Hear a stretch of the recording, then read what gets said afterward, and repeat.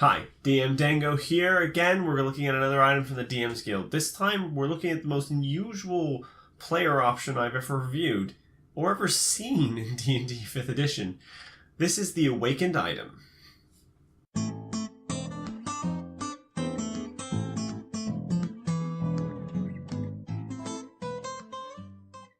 So, what is the Awakened item, and why do I call it the most unusual thing I've ever reviewed?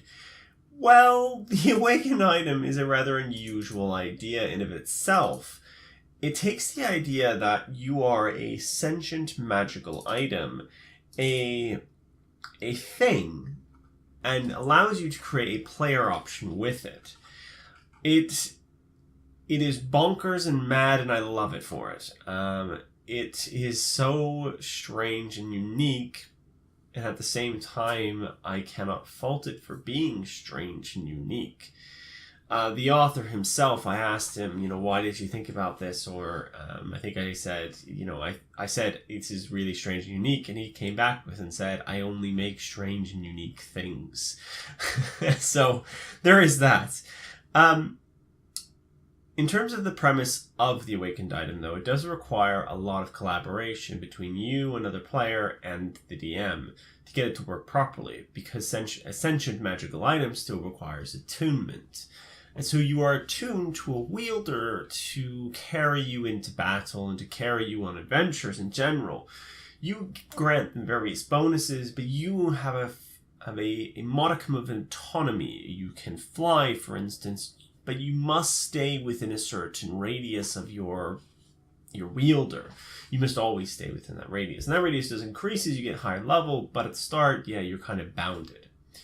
In terms of what's included in the document itself, you have all the rules and stipulations for how to play this class and or class and race options, and a whole bunch of art along with a lot of really good lore that go along with it. That gives you kind of a really good idea of how to play this class.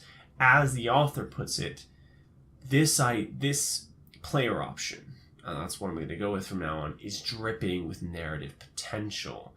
The idea that you have a sentient magical item created for a purpose, which is more on that later, is interesting. It would make an incredibly unique experience for any Dungeons and Dragons game or any tabletop role-playing game. If you think about other genres that have this kind of idea that you have an item that can talk and does so with great abandon, they always are larger than life, interesting, unique characters and of their own right. And it's those kinds of things that give you interesting dynamics. Moving on to the actual mechanics of playing a magical item, you start out as something. It can be basically anything you can think of, and he has rules for each kind and type. Think of each of these as sub-races. So if you pick an elf, for instance, you choose drow, high, or woodland. In this case, you choose, do I want to be a suit of armor, or would I rather be a musical instrument? Anything's possible, and each one has various abilities that are attached to it. For instance, if you were some kind of magical item like a holy symbol or a rod, you gain access to certain magical abilities. I don't want to spoil everything, though. I want you to go out and get this. It's a great piece of content. In addition to that, you also have a number of what he calls purposes, which are effectively subclasses within the main class of Awakened item, because as an Awakened item, that is your race and your class. There are some other ones that share this.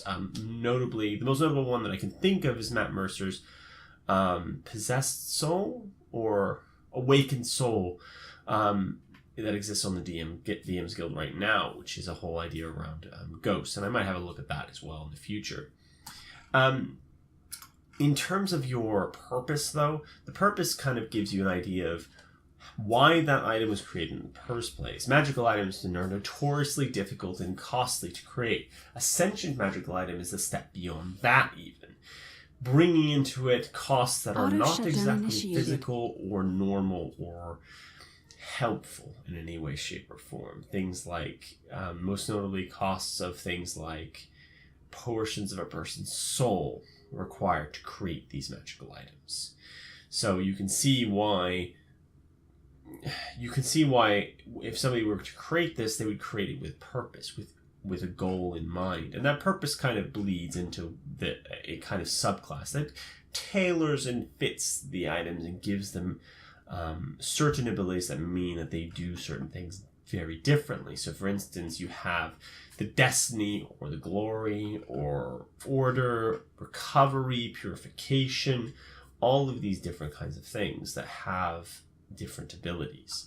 So for instance, if your purpose was to order, to create, to protect the order of a particular society, or to protect law in general, or to powering off, those kinds of things, those very kind of paladinish origins, you might have some of the banishing smite, for instance. You might have some of the smite abilities of a paladin. In addition, you could have, say, for recovery, and you would gain certain healing and cure spells as part of your level up process. All of these, of course, mean that you do have to work very well with your wielder. You have to bear in mind it requires a lot of player and player interaction, a lot of DM kind of massaging to get everything to work properly. Now, in terms of who I would recommend it for, though, I think this works really well with groups that are very narrative focused, very roleplay focused, that kind of look at things and kind of go, wouldn't this be a cool thing to do narratively? Wouldn't this be a cool story, a magical item that you're trying to potentially, if you complete its goal, it even says so in the document, what happens if you complete their goal? What happens if you complete their purpose? What if their purpose was vengeance, for instance, and they were supposed to kill a specific monster? Well, if you've done that, what does it do now? And because these items are creatures, they are alive.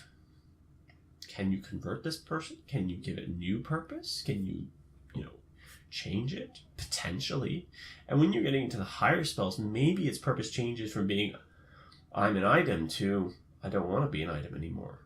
I want to live. And those kind of interesting narrative threads and arcs can really make a Dungeons and Dragons game. They can be memorable beyond anything you have ever experienced. So I think for the recommendation for who I think it's for, I don't think for those DMs out there that rely heavily on battle mechanics, that look at things and go, how can I make this a wargaming simulator? And there are DM games, and there are Dungeons & Dragons games like that still exist. And I think they're fine to play those games, but this particular class option and player option, I think, would lose a lot of its charm in that regard. It would lose a lot of the things that make it really cool and interesting to me, mean that those games, I think it would just be lost on. Now, it is available on the DM's Guild, and I'm going to get to my rating soon. Right now for $2.99, and at that price, it's definitely worth it. It is more. There is so much here in terms of what you're getting, in terms of all of the things you can possibly think of doing. Now, the one thing I will say is, like I said before, it's not for every group. It is for a group that has an idea in mind for this kind of idea, for this kind of thing. If you're thinking about, I want to play something interesting, weird, unique, and something no one's ever seen before, this is definitely going to tick those boxes. Now, in terms of my rating, there was one thing that I thought was missing, and it was the ability that a lot of sentient magic items have. It's the ability to take control of their host.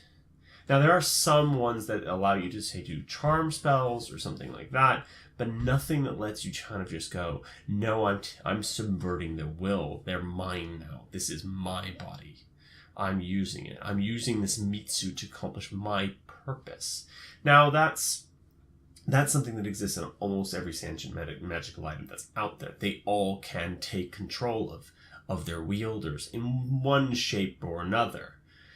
It would have been nice to see that kind of mentioned here as well, to kind of say, yes, this is possible. They can do this, as a kind of a way to allow a less strict you must have another player attuned to you kind of style, and more of a I've got a meat suit and it drags along and it's a secret that I'm the one in control, is not, the goblin wandering around thinking he's the greatest hero of the land, but it's the sword in his hand that's doing it.